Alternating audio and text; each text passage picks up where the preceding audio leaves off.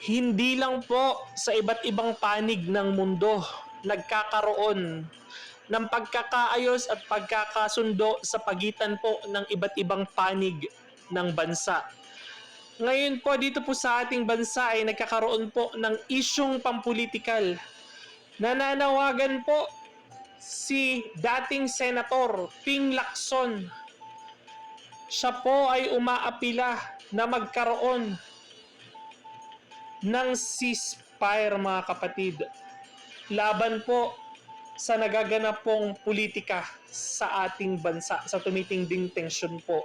Siya po ay nananawagan na magkaroon po ng pagkakaisa at tigilan muna ang bangayan, unahin ang interes ng bawat Pilipino mga kapatid. At ang dati pong si Juan Ponce Enrile po ay nagsalita na rin po at ang sabi niya is cool it down, cool it down. Pababain po, pahupain ng tensyon sa pagitan po ng magkabilang panig mga kapatid. At ito po ang naging pahayag ni Senator Ping Lacson. Ping Lacson, miyembro ng American Chambers of Commerce sa Mindanao para tumulong sa pagbabawas ng tensyon sa politika na kasangkot si Pangulong Ferdinand Marcos Jr. at Vice President Sara Duterte. Let's all help each other. We have undergone several challenges in the past and we were able to pull through. All conflict, challenges, and issue can be resolved. Ayan po ang kanyang pahayag sa kanyang Facebook page mga kapatid. At meron po siyang sinabi din po dito na ang sabi po niya is help easy the political tension.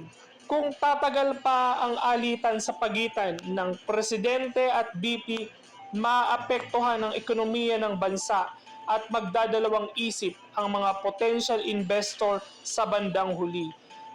Tayong mga mamamayan ang magsasuffer. Ayan po ang naging pahayag ni former Senator Ping Lacson mga kapatid. At ayan na nga po mga sinasabi natin mga kapatid, dito po ay talo po ang taong bayan dahil ang taong bayan po ang namimiligro at nagsasuffer po sa mga nangyayari po sa ating bansa. Sa pagitan po ni Pangulong Bongbong Marcos at ni Vice President Sara Duterte, hinihiling po ng iba't ibang panig ng gobyerno ngayon na magkaroon po ng pagkakaisa at tigilan muna po ang bangayan. At siguro nakikita na rin po nila na unti-unti na pong lumalala po talaga ang nagiging sigalot at ito po ay hindi na po hahantong po ito sa hindi magandang pag-uusap, kaya po sila po ay nakikiusap ngayon. Hindi masamang hilingin sa magkabilang panig sa pagitan ni Vice President Sara Duterte at ni President Bongbong Marcos na iwasan po nila ang lumalalang tensyon sa pagitan po ng magkabilang kampo. Ang pagpapakumbaba po ay hindi po ito sinyalis ng pagkatalo mga kapatid. Ito po ay interest po ng bawat isang Pilipino mga kapatid. Nakikita po natin ngayon ang tensyon po lumalala na po. Humahantong na po sa pagpa-file ng mga kaso, mga planong pagpapatalsik sa magkabilang grupo. Tayo po ay apektado na po dito at ang mga mamamayang Pilipino po na nabubuhay at nagmamahal sa bansang Pilipinas ay nakikita po natin, marahil po tayo po ay nasa mundo ng politika, ito po ay ramdam na ramdam po natin. Pero ang interes po ng mga kababayan nating hindi po naiintindihan ang isyong pangpolitika na nangyayari ngayon sa pagitan ng magkabilang panig, ay ito po ay hindi po nila ito ipag-aaksayahan ng panahon mga kapatid. Ang apektado po dito ay ang mga mamamayang Pilipino po na naapektuhan na po ng serbisyo ng gobyerno. Sa tingin niyo po ba, nakakapagbigay pa po ba ng maayos na serbisyo si President Bongbong Marcos? Nakakapagbigay pa po ba ng maayos na serbisyo ang opisina po ng Vice President Sara Duterte? Nakakapagbigay pa po ba ng maayos na pagtulong ang House of Representatives na hindi naman po nila obligasyon? Nakikita po natin mga kapatid hindi na po sila nakakapagsilbi ng maayos sa taong bayan, mga kapatid, na ikinakadismaya po ng maraming Pilipino.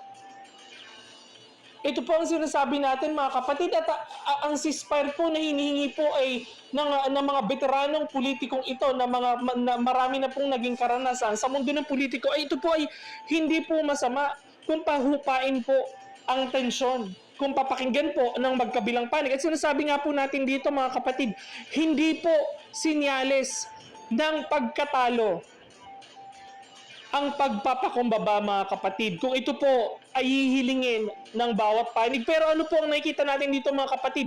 Ano po ang nakikita nyo? Ito po ba ay pagbibigyan o ito po ay magpapatuloy pa? At meron po tayong nakita kanina, ito po ay galing po kay Tune In, kay Katunying. At ang may nakalagay po dito sa taas ay BBM today. In larger shades of things, Sara is unimportant, so please do not file impeachment complaint. We will only distract us from the work of the governance, which is improve the lives of all Filipinos. Ito daw po hindi umano, wag daw pong ipa-impeach si Vice President Sara Duterte. Ito daw po ay galing kay President Bongbong Marcos, mga kapatid. Kung ito po ay makatotohanan, kung ito po ay hindi makatotohanan, hindi po natin alam. Kung ito po ay ginagamit lang po nilang propaganda para po kay Vice President Sara Duterte, ay ayusin niyo po.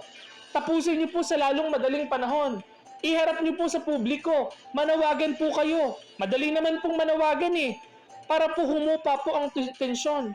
Kayo po ang magsalita, Pangulong Bongbong Marcos, kung talagang kayo po ay may interes na ipatigil ito at huwag nang lumala ang tensyon, manawagan po kayo sa taong bayan. Panawagan niyo po sa mga kongresistang atat na pabagsakin si Vice President Sara Duterte.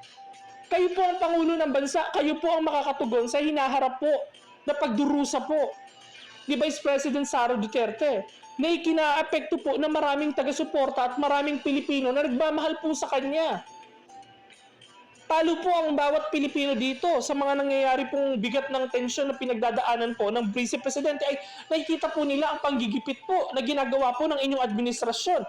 Marahil kami po na nagmamahal po kay Vice President Sara Duterte ay number 1 na apektado po dito.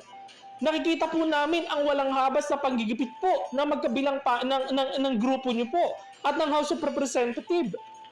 Ang patuloy niyo pong pagbabagsak ay nararamdaman po ng mga taong sumusuporta at tagasunod po ni Vice President Sara Duterte. Kayo po, mga kapatid, ano po ang masasabi nyo sa walang habas po at kaliwat kanan pong pagbatikos ng magkabilang grupo, mga kapatid?